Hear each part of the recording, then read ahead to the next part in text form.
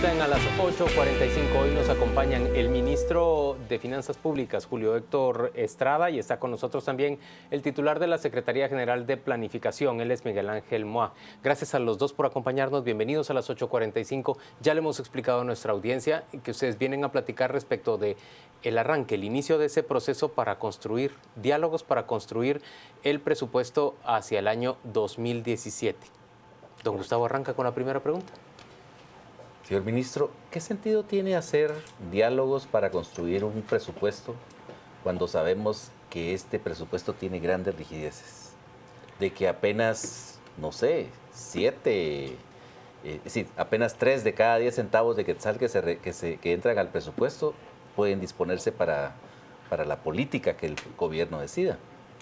Bueno, tal vez explicando un poco el concepto, digamos, el presupuesto es tal vez una de las expresiones más importantes que tiene el Ejecutivo para ejercer el mandato que le entregó la población a través del voto. Este es el primer presupuesto que se va a hacer con el gobierno de Jimmy Morales, con una importante promesa de transparencia en el gasto público y transparencia en todas sus acciones. Y un presupuesto atraviesa como etapas de planificación, formulación, después aprobación por el Congreso, luego ejecución y luego rendición de cuentas. Entonces, lo que estamos haciendo en este momento es, hay cierta planificación que se ha hecho, que ha coordinado la Secretaría de Planificación, y ahorita estamos en la parte de formulación, donde empezamos a enfrentar estas realidades. ¿Cuánto va a crecer la economía? ¿Cuánto va a crecer la recaudación? ¿Cuánto podemos tomar de deuda? ¿Qué realmente se puede gastar con las rigideces? Si logramos crecer la recaudación, 30 centavos de 100 que conseguimos de recaudación ya van dirigidos a otra dirección. ¿Y cuáles son las necesidades de las diferentes carteras y la gente y sus expectativas?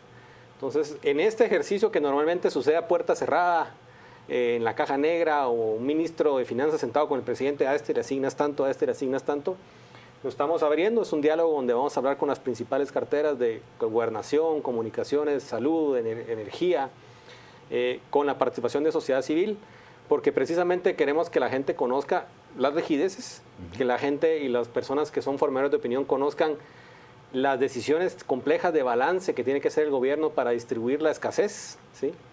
Y también retroalimentarnos de cuál es la sensación de las prioridades y la secuencia en el tiempo para poder implementar un presupuesto que tiene la gente representado por algunos actores de sociedad civil, comunidad internacional, el mismo Congreso.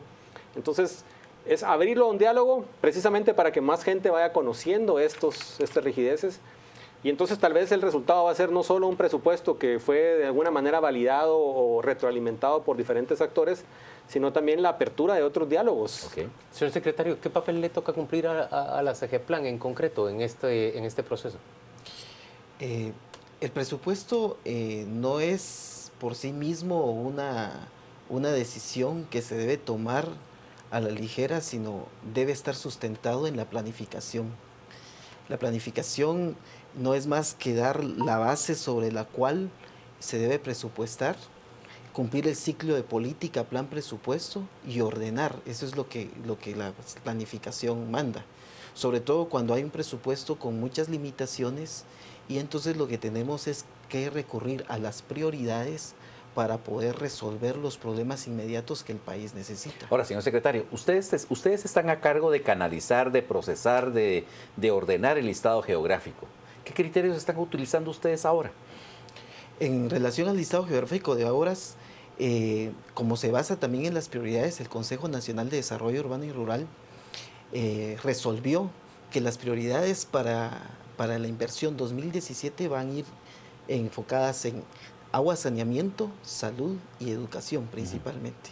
Entonces tenemos un listado geográfico que se ha ido construyendo gracias a que ahora se prioriza de abajo hacia arriba desde las comunidades, pero se ordena de arriba hacia abajo. Perdón, agua, saneamiento, salud y educación. Entonces vamos al tema de educación.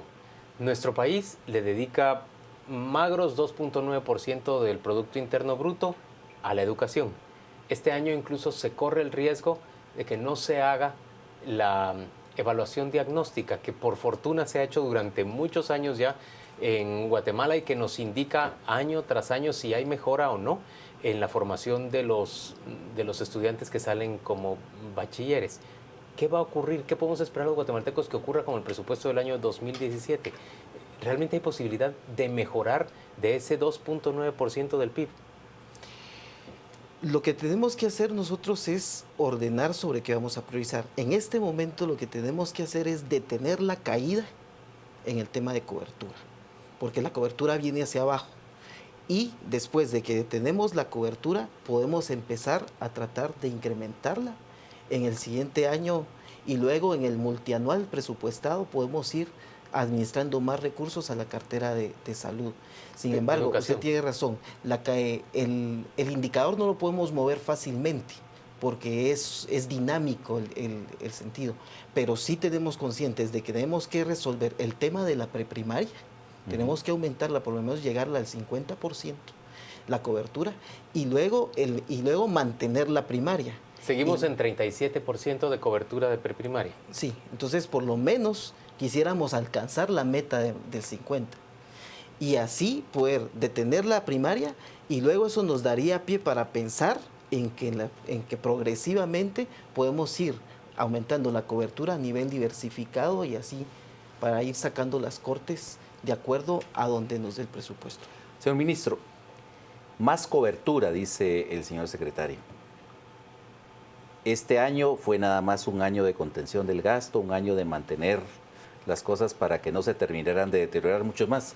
Es decir, ¿qué expectativas hay para mejorar la recaudación, para tener más recursos en el otro año? Esta es una buena pregunta.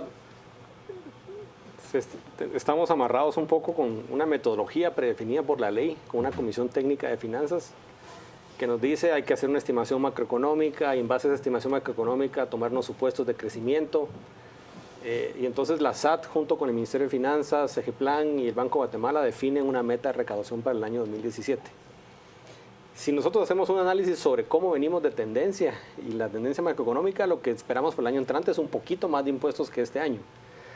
Nosotros, y yo tengo la total y absoluta confianza que hay un factor importantísimo de haber colocado gente honesta, tener un plan de trabajo gerencial, operativo, liderazgo en la institución que no permite que uno diga la tendencia es y solo vamos a hacerlo con un poquito de continuidad. Pero nos enfrentamos con que la normativa nos dice que podemos fundamentar detrás de una meta de recaudación para el año 2017. Entonces ahí logramos, como decía Miguel Ángel, detener la caída en la carga tributaria, recuperar donde estábamos hace un año, aun cuando yo pienso que podemos regresar a donde estábamos hace 3 o 4 años en un solo año. Pero ha sido fundamentalmente por medidas administrativas como, por ejemplo, los procesos a Aceros de Guatemala, a Bicola, las farmacias. Eso, ya venía el crecimiento que venía 1 o 2% interanual, ahorita ya está cercano al 4% sin tomar en cuenta esos factores. Pero tendríamos que llegar a 9 para alcanzar la meta de este año y el año entrante crecer 15% para que realmente empezamos a tener un impacto y yo creo que es posible. La pregunta más importante es ¿cómo hacemos nosotros que estos supuestos también sean creídos por más personas y no se vea como un ejercicio, como ha sido en otras ocasiones, simplemente para subir el techo presupuestario de manera arbitraria y con eso tener un espacio de mayor flexibilidad presupuestaria? Y esto es parte del diálogo, ya tuvimos uno la semana pasada y no es solo la parte... ¿Quiénes hablaron? ¿Quiénes participaron en ese diálogo? En ese estuvo invitado el Instituto Centroamericano de Estudios Fiscales, el Centro de Investigaciones Económicas Nacionales, ACIES, Fundesa, CACIF, diferentes actores. Iniciados en el tema. Digamos, en el tema, y entonces nos dicen, sí, nos parece que está siendo razonablemente conservadora la meta, pero fundamenten estos y otros campos. Porque hay una pelea entre quienes dicen deberían de ser conservadores en la meta porque luego nunca las cumplen, y otros como yo y el mismo superintendente que decimos, no, si yo me pongo una meta tan poca conservadora, para eso mejor me pongo una más y no la cumplo, renuncio, o sea, que traigan a otro que lo pueda hacer mejor. Pero tenemos que poder comunicar parte de este diálogo, es decir, vamos a ser ambiciosos con 2 cosas. Con las metas de recaudación, porque lo tenemos que lograr hacer como país. Y 2, también tenemos que hacer una buena discusión de cómo vamos a utilizar el déficit fiscal. Vamos a usar el super ultra conservador que traemos hasta ahorita este año, que es récord bajo histórico, o un poquito más, qué tipo de obra vamos a financiar con eso, qué prioridades hay.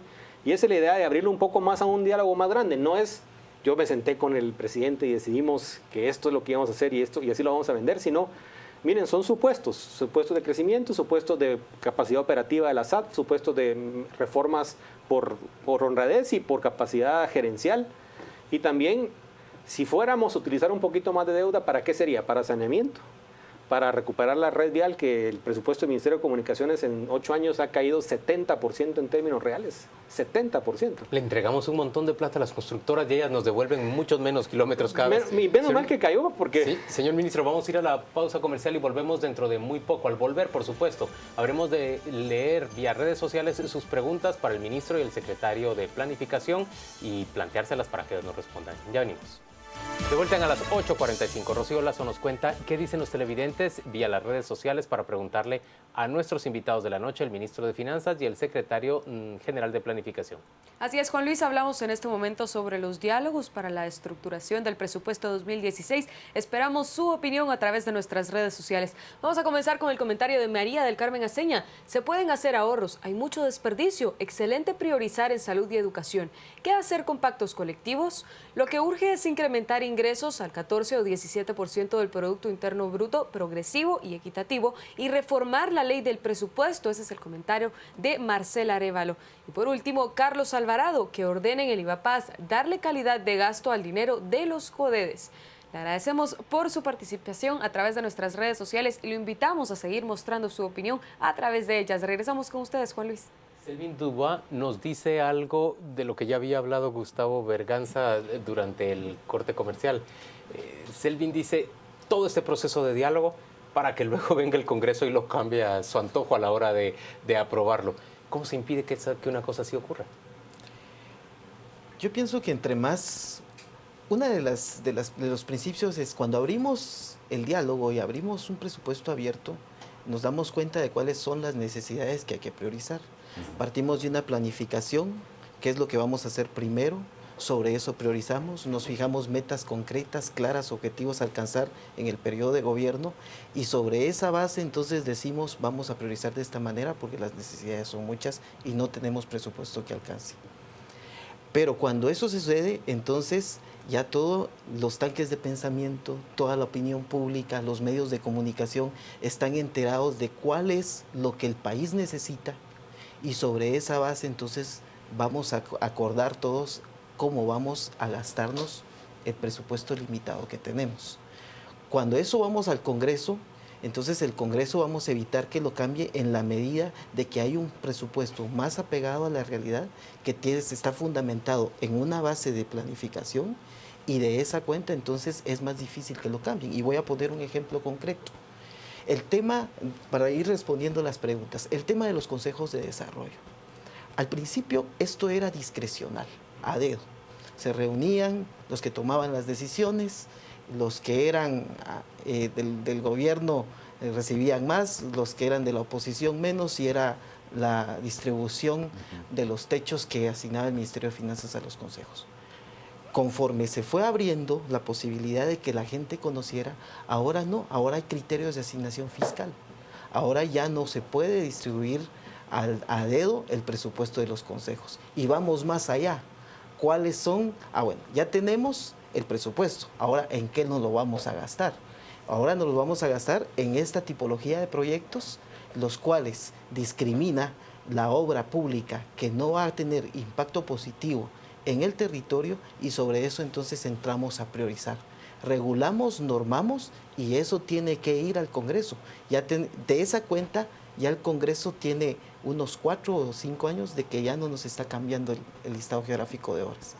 Y eso es positivo porque entonces han venido las necesidades desde los comudes, pasando por los CODEDES, los corredores, hasta llegar al Consejo Nacional que sea... Disculpe, señor secretario, pero nosotros en Contrapoder documentamos, por ejemplo, que solo el año pasado se asignaron de manera arbitraria 79 millones de quetzales a construcción de estaciones de bomberos que fueron, por cierto, erogados por adelantado por el Ministerio de Finanzas a favor del partido líder, de las constructoras que estaban relacionadas con el señor Manuel Valdizón.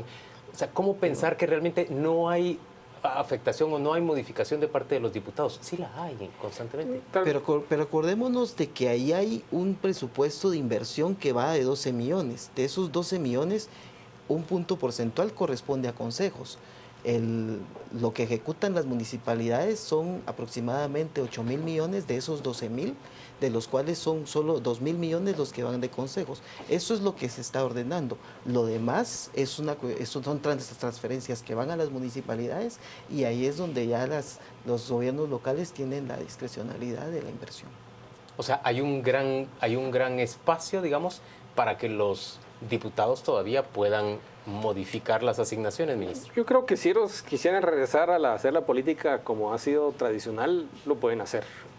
Yo pienso que al haberlo abierto y que los medios de comunicación saben los supuestos y saben que la agenda no fue una agenda de gobierno, sino fue una agenda de país, y conozcan por qué se le dio tanto más educación con una priorización, me voy a imaginar, a primer nivel de atención.